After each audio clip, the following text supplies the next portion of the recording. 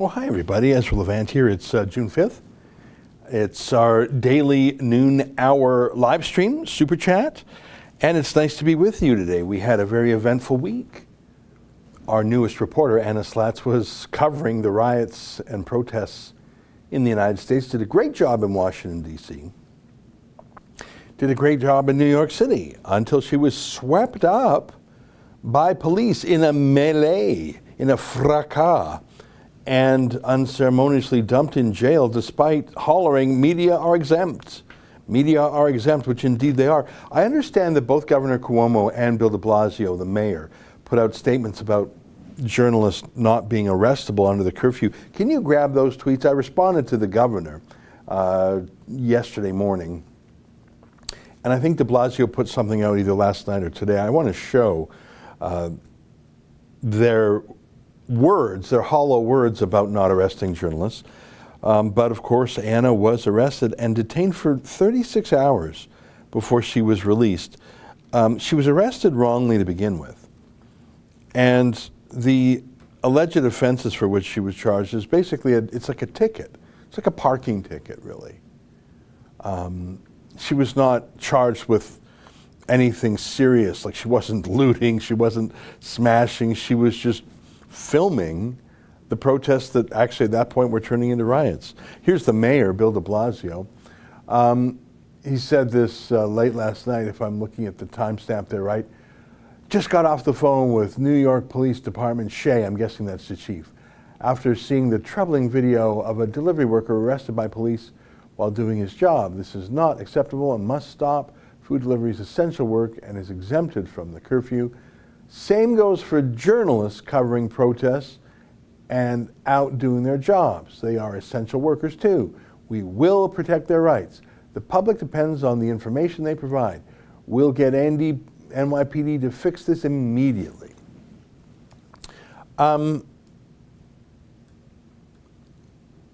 First of all, Bill de Blasio hates cops, and the feeling is mutual. Second of all, I think that Bill de Blasio has undermined the police. Third of all, I agree that journalists should not be arrested. But fourth of all, it was not police that kept Anna in jail for 36 hours. That was the courts. Now, I don't know if that's on the governor or on the mayor. I don't know the court system well enough. But it wasn't the police. It was the court system. It was that kept her in there. I think Bill de Blasio is, I was going to say the worst mayor in America, but that's like trying to name the worst mayor in Canada. There are so many bad ones. Here's Andrew Cuomo. A free press is the lifeblood of the democracy. Now more than ever, it is critical that reporters and photographers can safely document protests without fear, harm, or targeting. They are essential and they must be able to do their jobs. We all depend on them. Hollow words. Between the mayor and the governor, one of them was in charge of that detention center and courts that held Anna too long. Anyways, I don't want to talk more about it because we've gone so heavy on this all week. And when Anna was finally released, we didn't know about it until we heard about it from a third party. It was not due to our efforts. But I've had several conversations with Anna since, both yesterday, after her arrest, last night, and then again today. And she's in very high spirits, considering what she went through. And we're just sort of figuring out what she's going to do next. But thank you to all of you who showed moral support and those of you who showed financial support to SaveAnnaSlatz.com. She's not out of the woods yet. We still have to fight the actual charges. She's just being released. In Canada, we would say on her own recognizance. Not sure if that's American lingo. Anyway, so that's just the update on that. All's well that ends well, and I'm glad she's safe and sound. And it's an experience she'll never forget, I'm sure, and one that I don't think I will ever forget either. And I didn't even have to go through it. I've got a list of videos here that Justin, our producer, puts together based on things that I've tweeted or things that he's noticed. And let's start with some videotape. I think these are both from the UK, of graffiti. I think one's American and one's British, is that right? Maybe they're both British. One's American, one's British. So war memorials and other public edifices are being graffitied, which offends people who love their town and love the honor of the memory for which the memorial stands. Some are war memorials, some are other statues commemorating historic things in this city. So if these things are painted and defaced and vandalized in a riot, it might take quite a while for city authorities to clean it up. And of course, if you live in certain cities, like Detroit, they just never get cleaned up.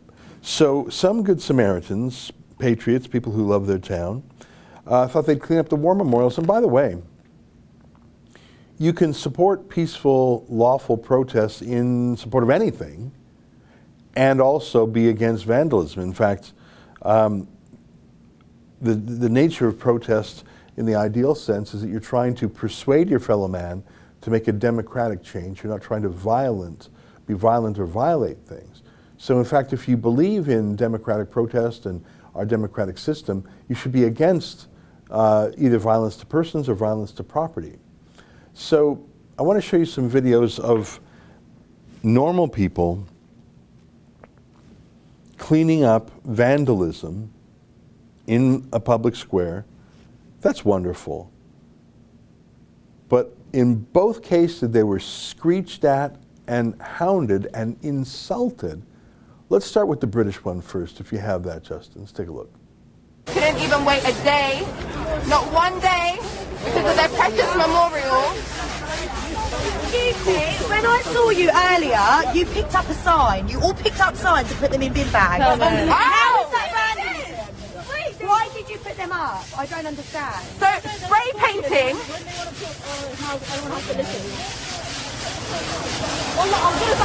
Hang on, I'm gonna get their faces in. Everybody say cheese.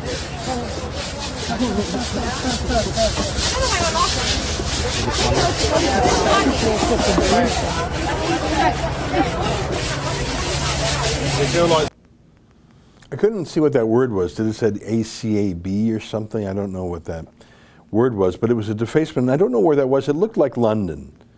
I tell you one thing.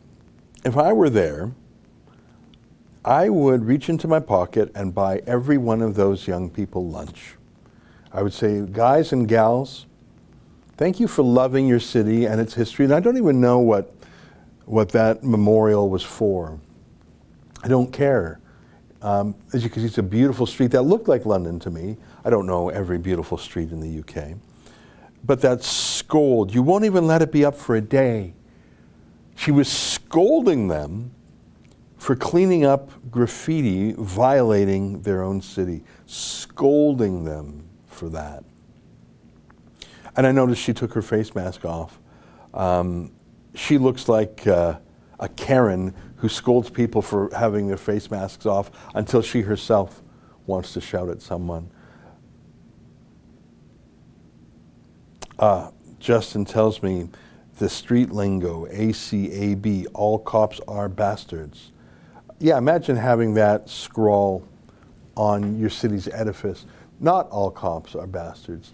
If you've got, in the case of the New York City Police Department, 38,000 cops, you're going to have, that's a whole town worth of people. And you'll have people of every possible character and mindset and personality there. And hopefully you have a disciplined force that has weeded out rogues and weeded out people who are unfit to serve. But out of a pool of 38,000 people, you're not going to have 38,000 angels, which is why police departments have an internal affairs department and are subject to civilian oversight. But not only is that an ugly and odious graffiti, it's false. But imagine that scolding woman demanding it be kept up. I see the super chats coming in. I'll read them in a bit. So that was in the UK, and here's, I think, in America, same sort of thing. I think this is in Vermont. Let's take a look. Yeah, that's. Why are you guys removing Black Lives Matter's graffiti? We're just trying to take care of it. Yeah, we tried over there and it wasn't coming off. It still was coming off. But why do you want that to come off? Well, because this is a federal building. Yeah, it's just the vandalism. But so you don't care about Black lives then? Not at all. That's not at all That's what this. We certainly do care about Black lives. Not enough to leave up a message. You don't disagree with the message, ma'am. It's just on the building. We're just trying to clean it. Right. Not a great way to use your white privilege, ladies. Not a great. That's disgusting. I think the word Vermont refers to the building or the street. I think that's Washington, D.C. I think that's a federal building there. Did you hear that woman? I don't know if the woman in the car was black. Not a good way to use your white privilege, ladies. Well, actually, I think white privilege is when a white liberal Hollywood star has an illegal immigrant Mexican housekeeper working for $10 an hour scrubbing the floors. When you see white women out there voluntarily scrubbing the paint off a wall, not sure if that's white privilege. That's got nothing to do with race. That's about taking back your city from criminals. It's not a horrendous and horrific crime to vandalize a building, but it is a crime nonetheless, and it de-beautifies the city. And to live in a city where everything is defaced and defiled psychologically changes the city from a place you love to be in to a place you're afraid of, or that you even come to hate. So I salute those women, and imagine the moral inversion of saying that the graffiti criminals, and again I say it's a small crime, graffiti, it's not murder or assault, which has also happened these past days. Imagine saying that the crime of graffiti is morally superior than the public service of cleaning up a city.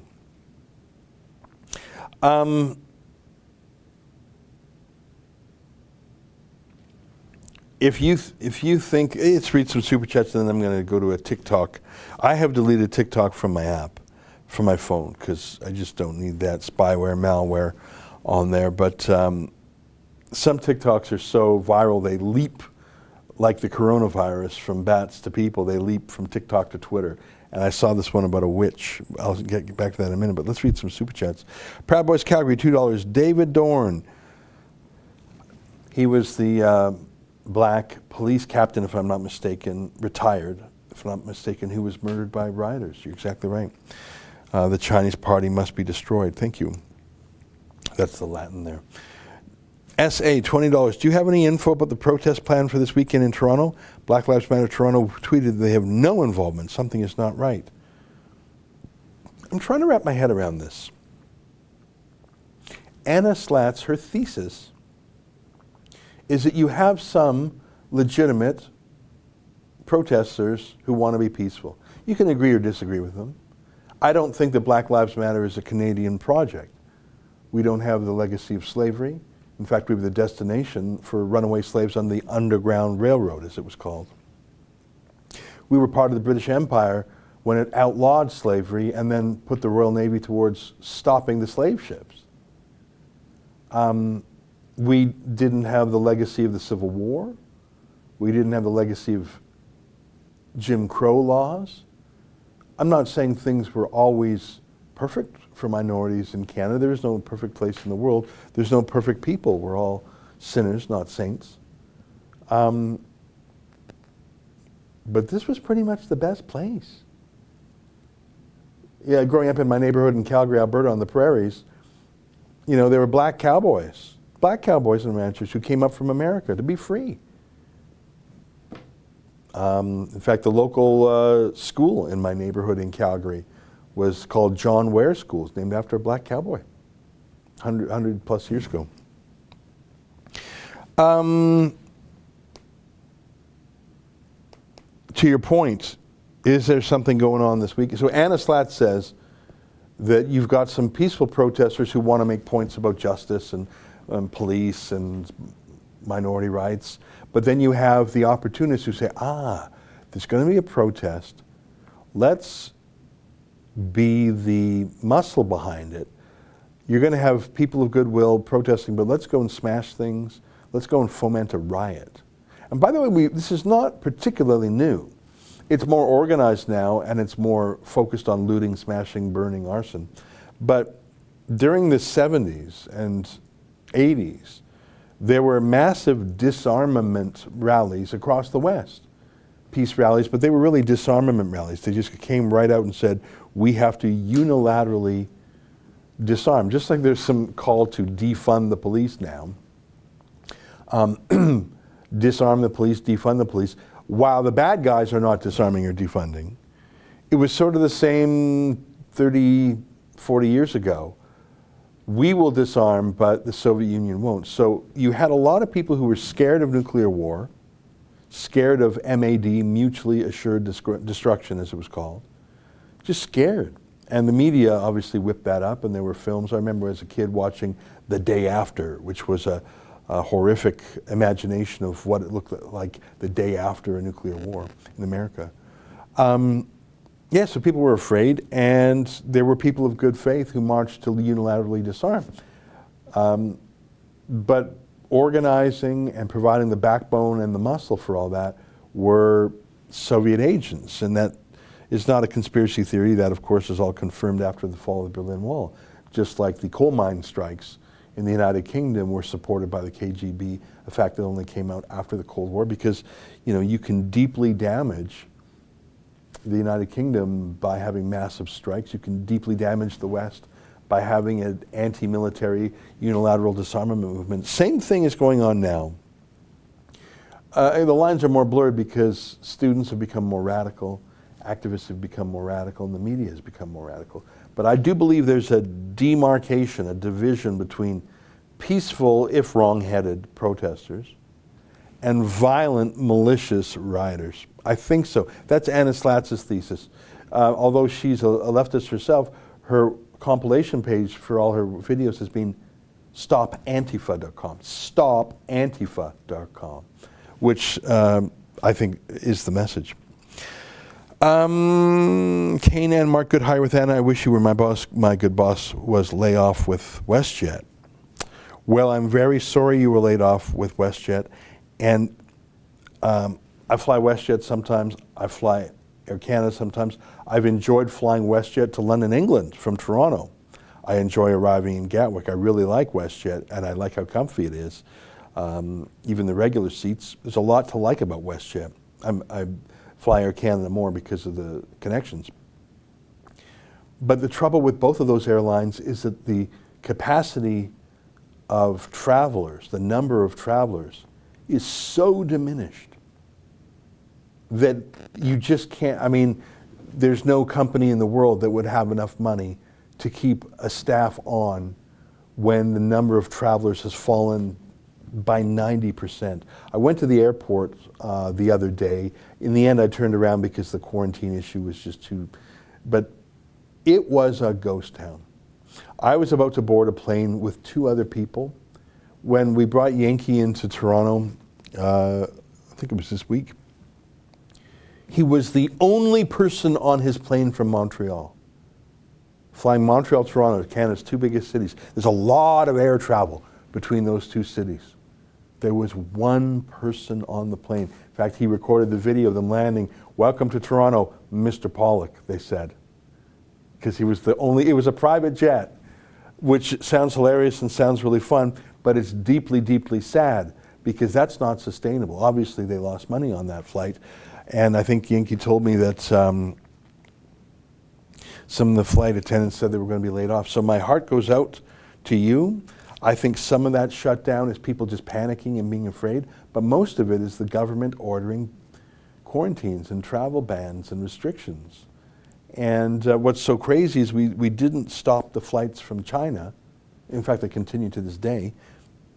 But we just shut down our own travel industry. Do you want to go to yvr.ca? I haven't gone to this website in a couple of weeks, but I just know that you go to yvr.ca, that's the website for the Vancouver airport, and you will see, if you click on the arrivals button, let's just go through there. If we can, so there's some Pacific Coastal, Delta, keep scrolling, flight from Edmonton. Are there any Chinese flights today? Tokyo, Seattle, Hong Kong. So Air Canada's coming in from Hong Kong.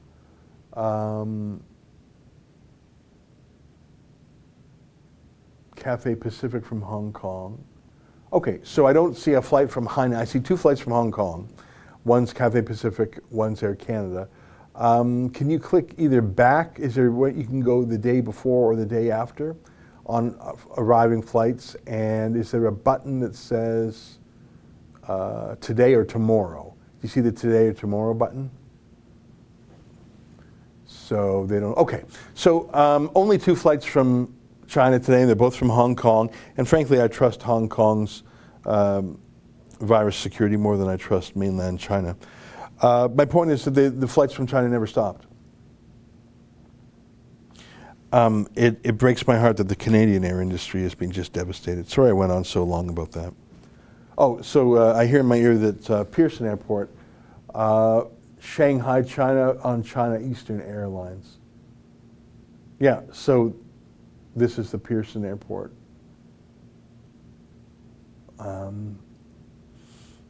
Where I was the other day, just barren, just so empty. There was like one little cafe that was open, really just, yeah, so there's another flight from Shanghai via Tokyo. Very sad. I find this very sad. It's fun to have a speedy travel experience, but not when the whole world is burning. China Southern Airlines, I saw one up there a little bit.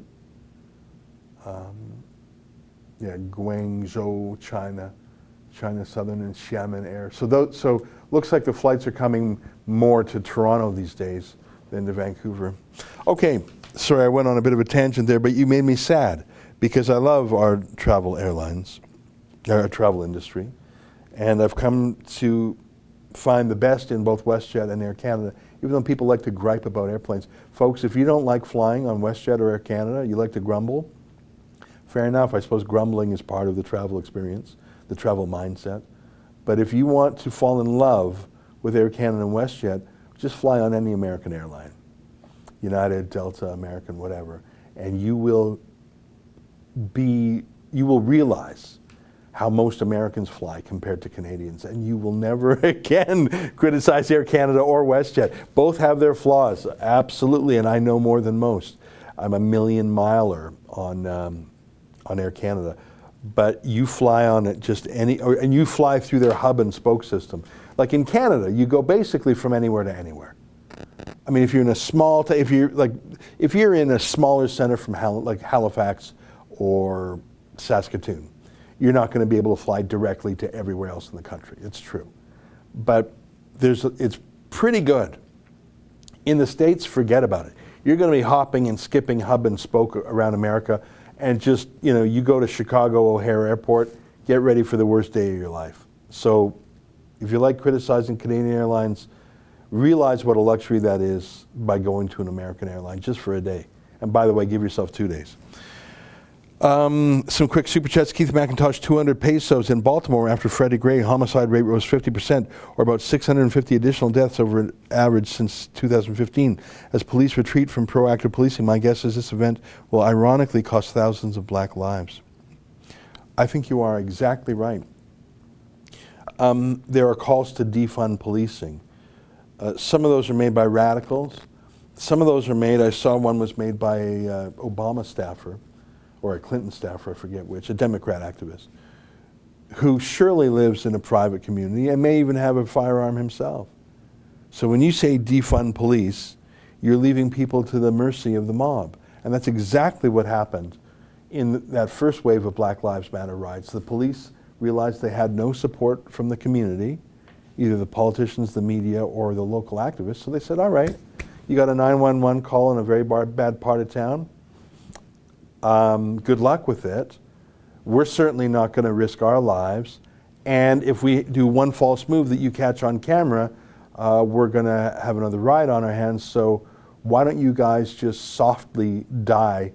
None of those deaths will become national TV celebrity moments. But it's a shame because thousands will die. You're exactly right. Guytron65, $5. The riots and violence is a trademark destabilization technique used by George Soros to pillage the economy of his target country. It's economic, but I believe that he's much more than economics. He's in his 80s now, and I don't know what his wealth is. He's probably in the $15-20 billion mark. He's no Michael Bloomberg. But these men, they get this level of wealth, and sure, they want to rack up another billion another here or there. But really, it's about legacy in their mind and about living out their God complex or their Messiah complex. When you're that rich, there's only so many houses you can buy because you can only be in one at a time. There's only so many jets and yachts you can have. You can only be in one at a time. So what do you care about? Okay, you can add another zero to the bank account, but is there any practical difference between having $15 billion and having $20 billion? I don't think there is. So what do? Well, you try to control, you try and take over, you try and give yourself other meaning. And for some of these people, and George Soros has always been diabolical since his days as a teenager rounding up his fellow Jews in Hungary on behalf of the Nazis. Mark Zuckerberg, I don't think, came from an evil place. I think he's just some goofy, slightly antisocial, slightly, a misfit who had an idea that turned him into a multi-billionaire, and now, since there's no one around him who knows how to say no to him, it's just the weirdness of a sort of quirky guy being weaponized and accelerated. Like, is there anyone in the world who can say no to him? I think that's what happens with these super rich guys, just a theory. Damon the Dammits, I missed hers, and I got your email, your lengthy email that you sent me, and I read it, and I haven't had a chance to reply. Antifa brought bricks for blacks, not guns for their cause. So first of all, I think I got your email. It was you who sent me the email, right? And I'm sorry I didn't reply. It was a very lengthy and very friendly email. Let me read it and reply to you. You've been so generous and such a great supporter. So I'm glad to be reminded of your email with this tweet. And you're so right. They brought bricks for blacks, not guns for their cause. Yeah, I think that if Antifa started using guns, they would bring a whole other level of police and military response. But bricks can kill, and certainly bricks can smash. And what I don't like about graffiti is the psychological change it brings to a town. And that goes back to what we talked about James Q. Wilson the other day, the broken windows theory. If you have, I'll just restate it for those who didn't hear it last time. You have a nice car parked in a bad neighborhood. It can, this was the test they did. It's fine. Day one, it's fine. Day two, it's fine. Day three, it's fine. But then in the experiment that James Q. Wilson did, he smashed a window in the car and didn't fix it on like day 5 or something. Well, the next day the car was stripped down because the signal was sent, oh, this didn't go unchecked, this didn't go corrected, this didn't go punished. Oh, so that's how it is around here. You can smash a window and get away with it, and no one cares enough to take care of it. Okay, now I know what we're up to here. It's like a child looking for limits. What can I get away with? What can I get away with? And if you don't fix that first broken window, they'll all be smashed. And that was Rudy Giuliani's theory when he turned New York around.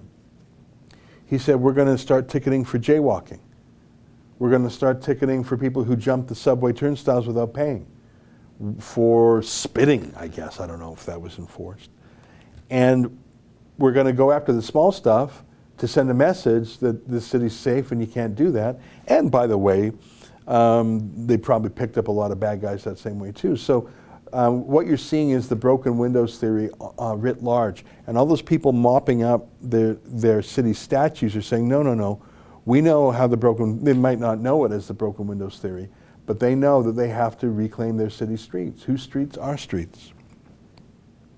Stephen Bent, $25. Why does the media ignore Leslie Lewis during this time? She is bright, a female, and black. She gets 0 time compared to others. She should be a star candidate to the CBC. Well, that's a very good point. I think the answer is she's off script. She's off narrative. She's not a racial grievance hustler like the media so craves. She's sort of the opposite of an Al Sharpton.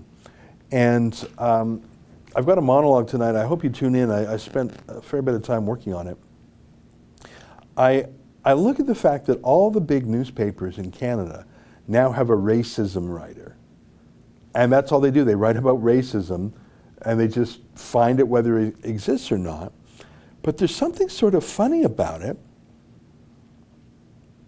The three main racism writers in Canada talking about Black Lives Matter and George Floyd and all that, they're not black. They're just not. And they're not American either.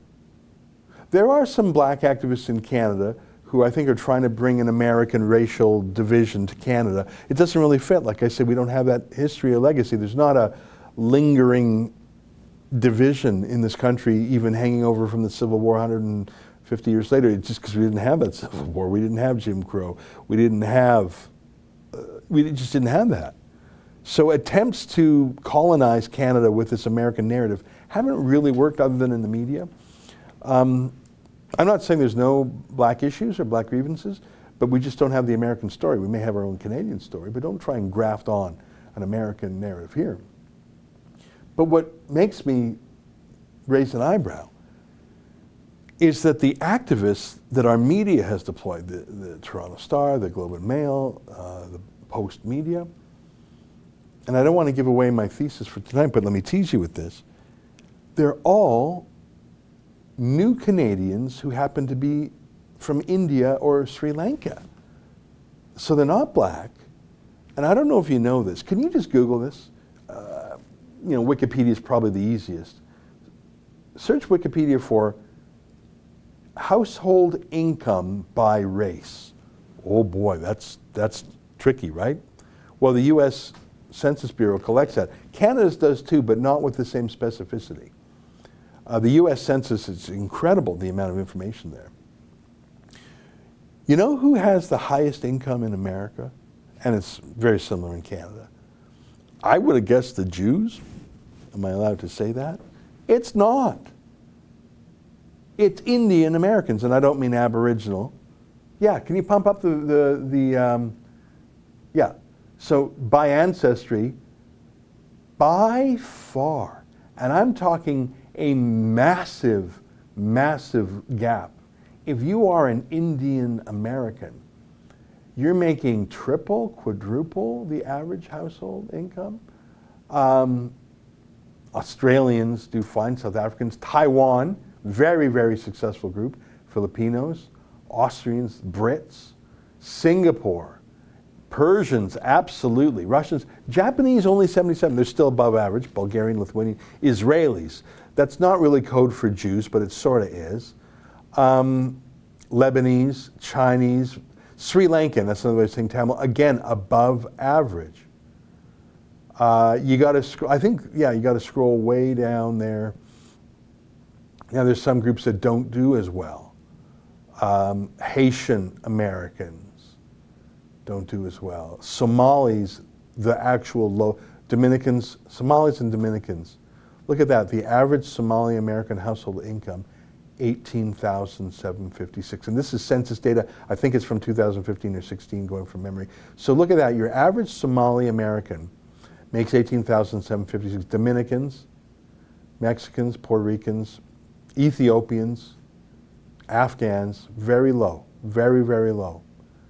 Go back up, so 18,756 for Somali Americans, go right to the top. And number one, almost 10 times richer are Indian Americans. And by the way, click on the footnote. I want to show people that I'm not relying just on Wikipedia. Yeah, median household income, it's from the American Census, 2015, yeah, that's what I thought. 2016, sorry. So this is real data. This isn't just Wikipedia gossip. So, I mean, there's obviously a problem in the Somali community, both in Canada and the United States. So let's deal with it. And I don't know what the answer is, but there's obviously something that needs to be answered. There's obviously a real issue there. So if you are having a racial issues spokesman at your newspaper, and all three of the big papers, Post Media, Globe and Mail, and the Toronto Star, all three of them, by coincidence, is it a coincidence? None of them have a black man, Somali man, Jamaican Canadian, none of that. They're all ultra wealthy, ultra-successful, ultra-privileged Indian Americans, Indian Canadians, Indo-Canadians. Just to make it clear, I'm not talking about Aboriginal folks. Indo-Canadian. That's weird. Now, by the way, I love Indo-Canadians, and I'm thrilled that they're doing so well. That's worth studying. How come Indo-Canadians do so well? Frankly, India itself is a pretty poor country. There are some fabulously wealthy people there. Why is it that Indo-Canadians do so well, but India is a pretty poor country? I don't know. I'm curious, aren't you? By the way, I'm absolutely thrilled and delighted that they're so successful economically, aren't you? I sort of wish every group was, don't you? But my point, and I'm going to go into this at length tonight, and I do hope you tune in at 8 p.m. Eastern. It's a bit weird that all three newspapers have the absolute most privileged, wealthy group in the country that is not black, telling us what to think about black America. I think that's weird. I think it's also weird when white Jews do it too. Talk about Black Lives Matter as if they're not having a white privilege. Very, very strange days. How are we doing for time? 12:36. Okay, am I still behind on some super chats? Probably, right? Let me catch up on that. So, boy, that was a long answer. Essay, yes, we do have some information about these protests in Toronto, and Rebel News will be covering it.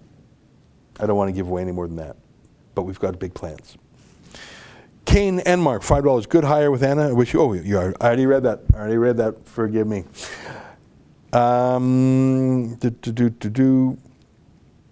Connie Buffoni, $10. I hope I'm saying your name right. Hi, Ezra. Do you know anything about the protest being planned for Winnipeg tonight? No, I don't. But that's another situation. I love Winnipeg. My mother is from there. I find that such a comfortable town. I love that town. I don't spend enough time there. Frankly, the last time I was there was for a family funeral because half my family's roots are in Winnipeg. What a lovely place. It's a place that has some racial issues and some poverty issues, but they're not black issues. They're Aboriginal issues. Now, Winnipeg is multicultural, as is every other place, and there's some very successful communities there. Very large Sikh community, very successful. Filipino community, very successful. So if you're having a rally or protest in Winnipeg, yeah, absolutely, you care about George Floyd in the United States, and Winnipeg isn't that far away from Minneapolis. I get it. But where was your concern for the Canadian issues?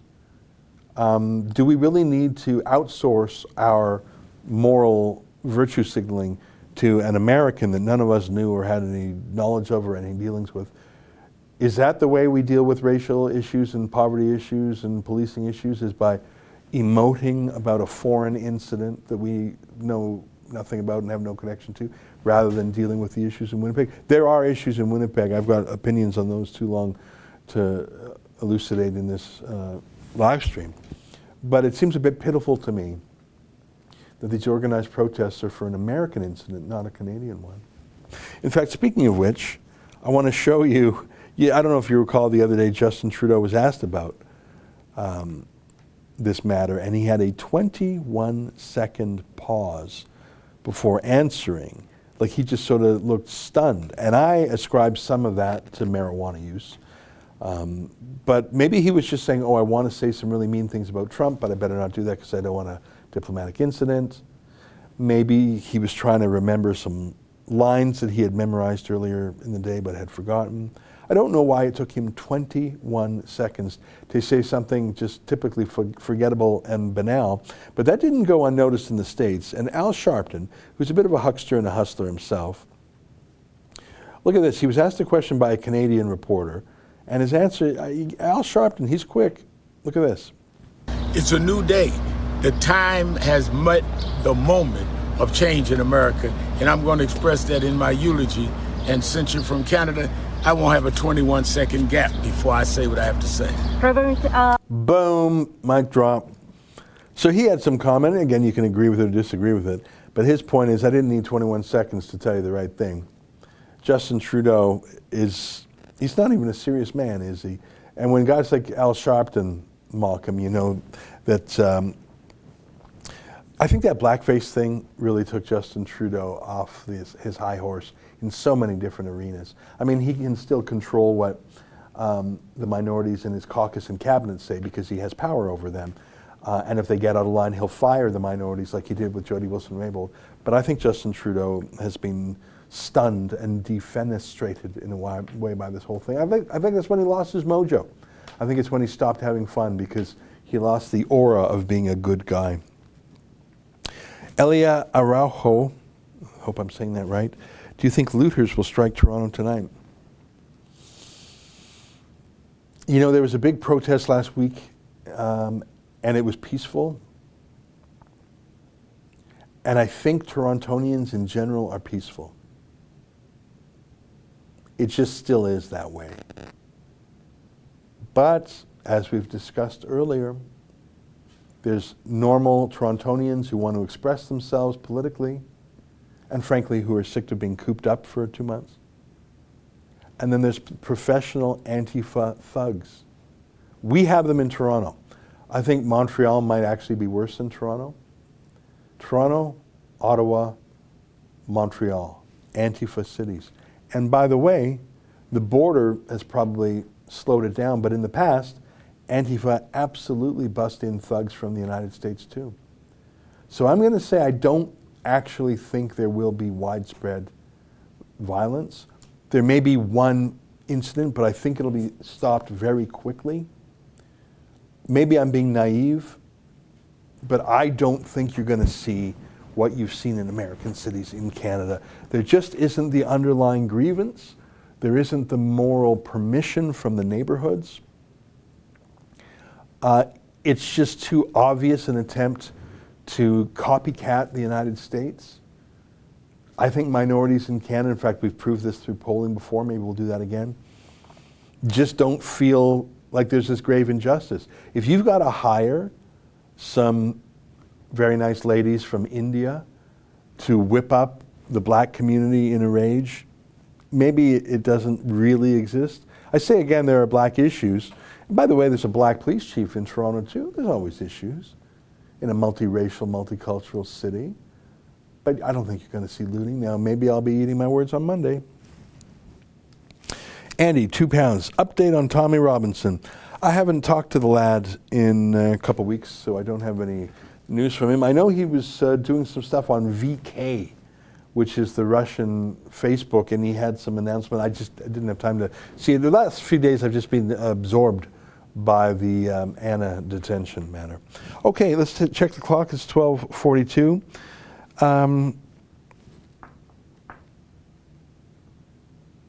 We showed. Can I, while we're talking about these riots, can I show you the witches of TikTok? They're weighing in, so beware. Take a look at this.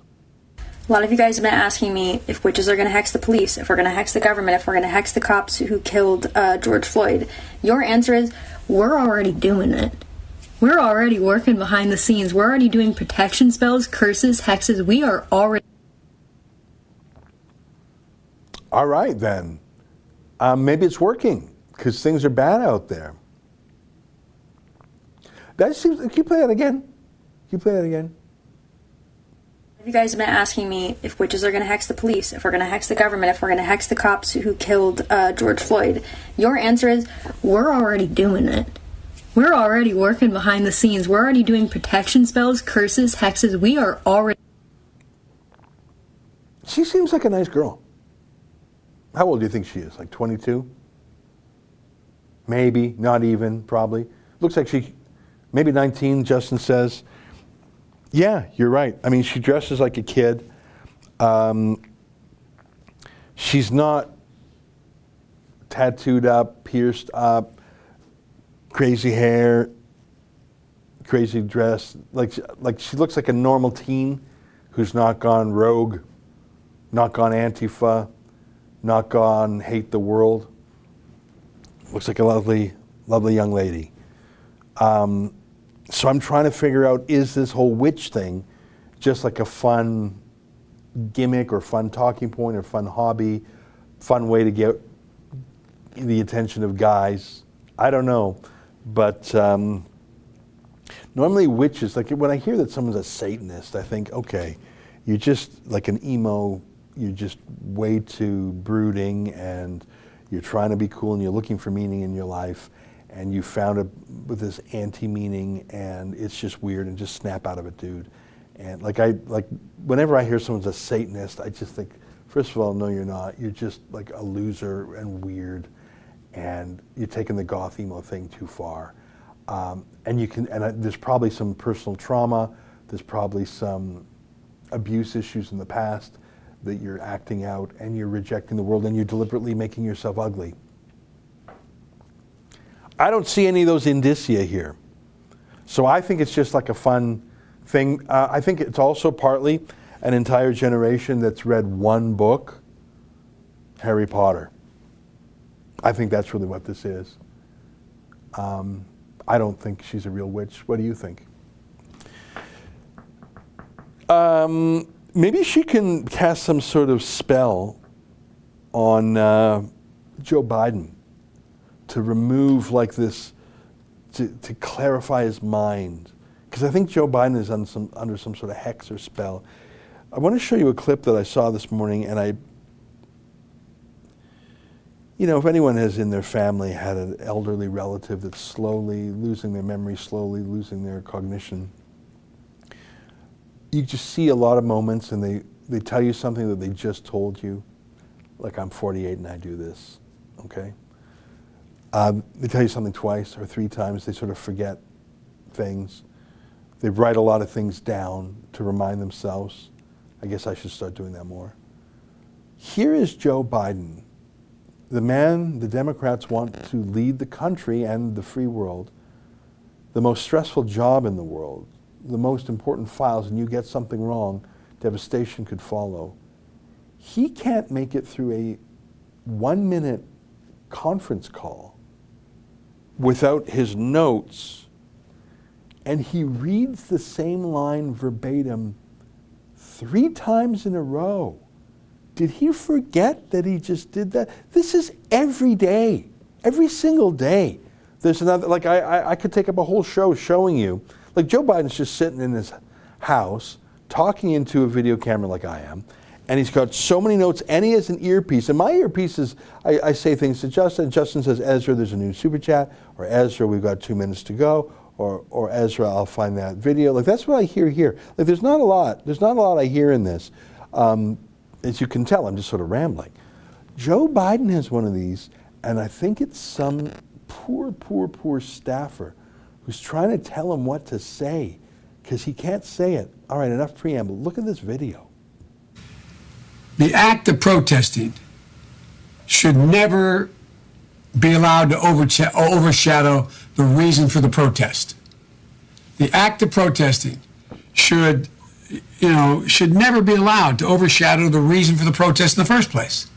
And what I worry about tomorrow night in Wilmington, for example, there's a lot of really good people. I'm not going to be here. I'm going to be up in Pennsylvania. But tomorrow night, what I worry a little bit about is you and many others are going to be out there protesting legitimately for change.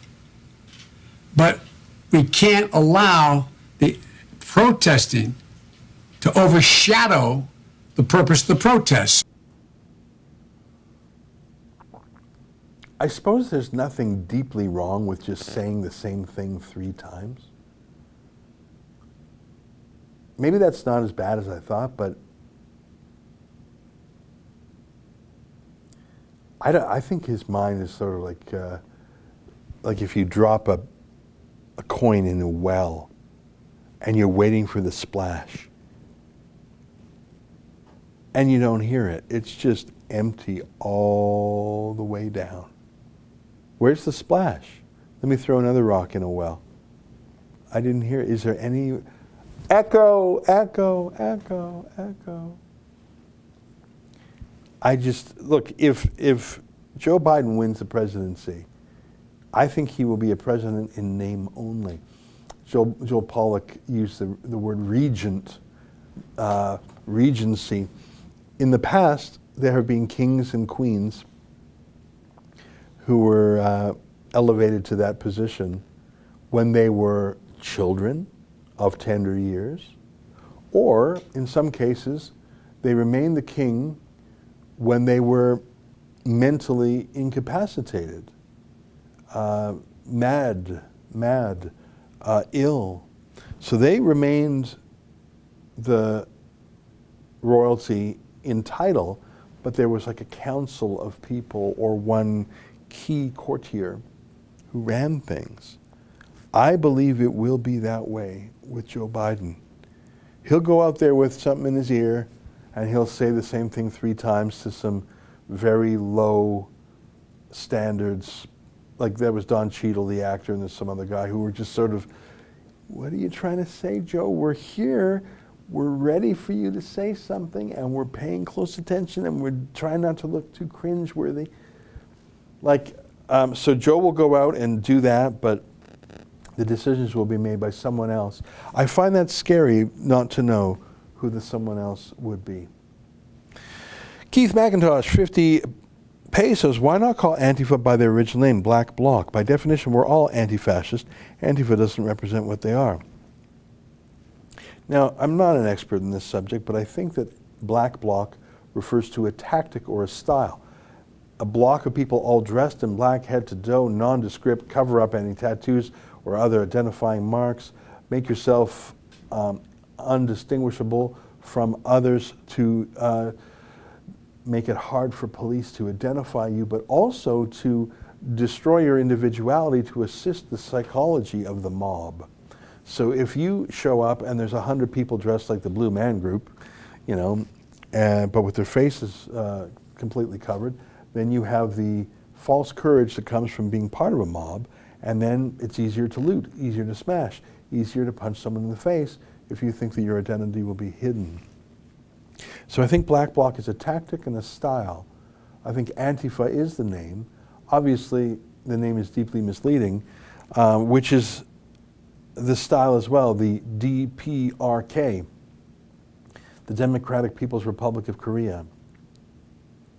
That's the official name for North Korea. It's not democratic. It's not for the people, it's the party. Is it a republic? I'm not sure. Is it Korean? Yes. So you got 1 word out of 4 that's true. The People's Republic of China, same thing. Just because you call yourself the good guys and say you're anti-bad guys, we're anti-bad guys. Yeah, no, mate, you're not. Now, I don't mind saying Antifa because it's cryptic enough to most people that it's not imparting that happy meaning of them being anti-fascist. But it's enough to trick a lot of people, including stupid journalists. Okay, check the clock. It's 12:52. There's some super chats. I'm going to look at them right now.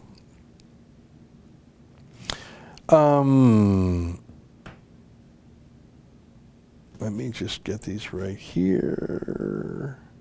Andy, £2. Thanks for the VK shout out. Yeah, I got to watch that a little bit more. I don't want to log in. Should I log in and get a VK account? I don't know. I just deleted TikTok from my phone. Primpal 08, $5, 21 seconds of silence from Trudeau, priceless. Now, if only we can make that a regular thing. Yeah. Well, that's the thing. I think Trudeau, in a way, we have a regency. He's just hanging out in the house, playing video games, smoking the bong, surfing for his name on social media, while other people run the country. It's not giving me any confidence. Bill Howie, $5. Actually, Trudeau is right. Canada is systemically racist. How else do you explain Canadians voting in a white PM who wore blackface several times? QED, as they say. Kane Enmark, $2. Thanks to Justin behind the camera, your producer. Our Justin, not Justin Trudeau. There you go, Justin. Big thanks to you. Guytron65, Soros Open Society has given millions of dollars to Black Lives Matter and likely funds the Antifa chapters in some way. Well, Soros openly admits and boasts about his civil unrest activities in other countries. He truly believes in overthrowing countries. He comes from a history of violence and overthrow and revolution and invasion. Like I said, when he was a teenager, he was an errand boy for Hitler's Nazis in Hungary, delivering by bicycle death notices to his fellow Jews. So this is normal to him. In fact, years later, in a 60 Minutes interview, he said, he was asked, what you did as a teenager would put anyone in years of psychological therapy. How has it affected you? And he said, not at all. I haven't lost a wink of sleep. It was the most exciting time of my life. And again, I'm not blaming a teenager for doing something atrocious that his father told him to do to save his life. I'm saying it's decades later, and you're saying you have no compunction, you're fine with what you did, you actually liked it. If it wasn't you, someone else would have done it. That's a deranged morality. Keith McIntosh, 50, why not? Oh, I just read that one. Spear thrower, 2 pounds. Tommy is still in custody. Tommy Robinson is in custody? That's news to me. Now, maybe it's true, but I don't think that's true, Tommy Robinson. If that were true, oh my God, it's true. Tommy Robinson arrested in Barrow for assaulting Spitting Man. Well, wouldn't you know? Wouldn't you think of that? Could you? Yeah.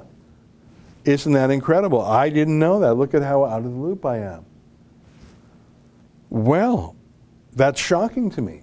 Tommy Robinson, former English Defence League leader, Tommy Robinson, has been arrested on suspicion of assaulting a man he claims spat in his face. Mr. Robinson, 37, was detained at a protest rally at Hollywood Retail Park in Barrow, Cumbria, shortly after 8:30 p.m. BST on Thursday. So that's yesterday. You know what? Would you forgive me for not knowing? I was so engrossed with our own legal matters. 3 other men from outside the Barrow area were also arrested on suspicion of a public order offense.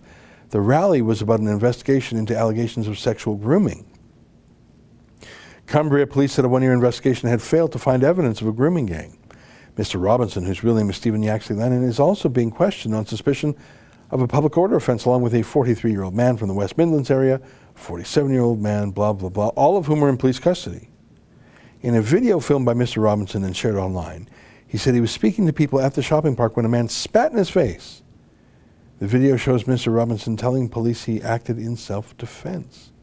Wow.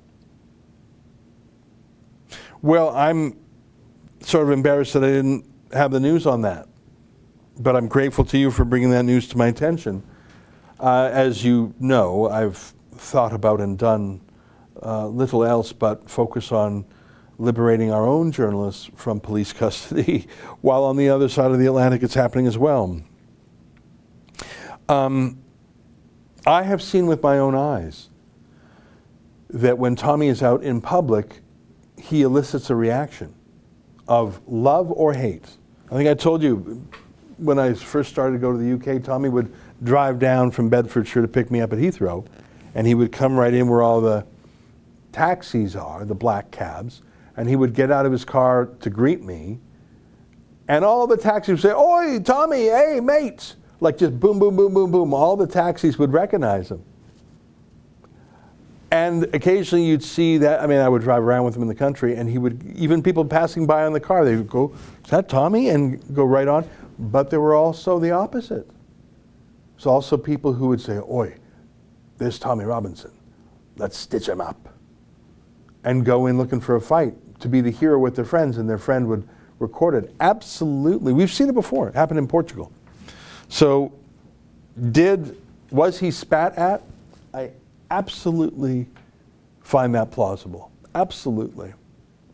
Did Tommy fight back in self-defense? I'm sure he did. That's his style. So, do police look for any excuse to arrest and charge him? Of course. And I've seen that with my own eyes countless times. So thank you for bringing that to my attention. And I am sorry to hear of it. I'll contact my friends over there and find out, obviously, if Tommy's still in custody. In the past, I injected myself into the situation as sort of Tommy's legal helper-outer. That was when he was jailed in a surprise arrest for which he had no staff and no team and no experience and no lawyers, really. So for about a year, I acted as sort of his helper-outer. But I know that he has good counsel. I won't say the names on TV here. I know he has good legal counsel. I know he has a bit of a team around him, and I think he's better prepared now than he has been at any time. So I don't feel the sense of, oh my God, I've got to help him right now or he won't have help. That said, I will absolutely contact my friends over there and see what's up. I'm sort of embarrassed I didn't know about this, but I tell you, I'm being focused elsewhere. That's quite something. Maybe I haven't read all my emails. Well, it is 1 o'clock on the dot, and we didn't get through everything, but let me tell you one thing we have set up. Now, is the website up for this yet? Let's take a look at it. I want to tell you about our Journalist Defense Fund.com. Can you help us keep our journalists and cameramen safe? We need the help. I was asked earlier if we're sending reporters to cover the Antifa protests and riots in Toronto. And the answer is yes. But there is no way I'm going to send rebel reporters, especially people with a big public profile like David Menzies. There's no way I'm going to send Menzies or Sheila Gunn Reid or Cian Bexley or even myself into a situation where I know violent people like Antifa are waiting and have no compunction about punching them, God forbid even stabbing them. Unless I send along with them professional security. I don't want to get into the minute details, but let me put it this way. It costs hundreds and hundreds of dollars, sometimes thousands of dollars, to send an appropriate security detail along with our journalists. This is a cost no other journalists in Canada and few in America have, because no other journalists in Canada and few in America are subject to attacks, assaults, and even if they were, they would immediately have the assistance of police and the entire establishment, whereas our reporters, as you saw with Anna Slatz, thrown in jail, no press organization cared. Our reporters get attacked all the time. David Menzies, Sheila Gunn Reid. This is when this thug hit Sheila, boom, just hit her because she disagreed with him and he disagreed with her. Our former reporter, Lauren Southern, was attacked. David Menzies was attacked. This is Cian in Ottawa getting hit by an Antifa thug.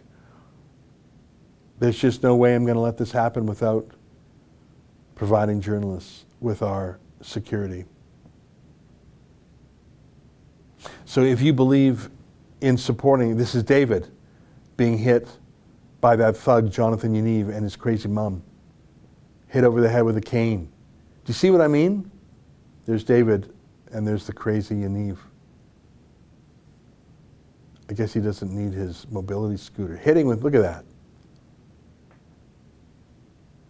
So in answer to the question earlier, yes, we are sending our journalists down to cover the protests, which may turn into riots. There may be some thugs who take a run at our people.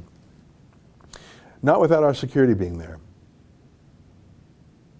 Security is our third largest expense at Rebel News.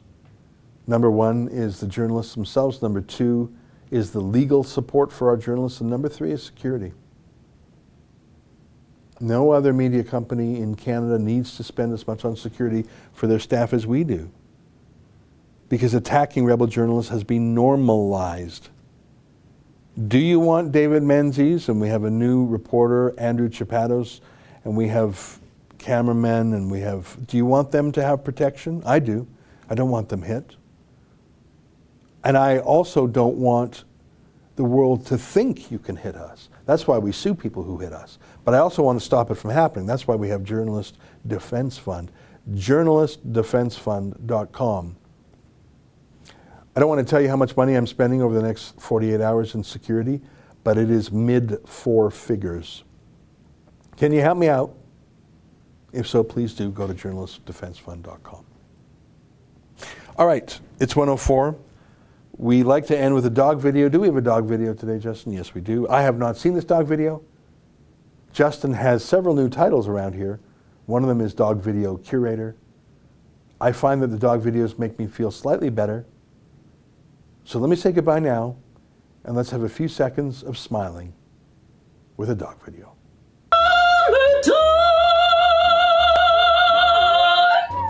And living is easy.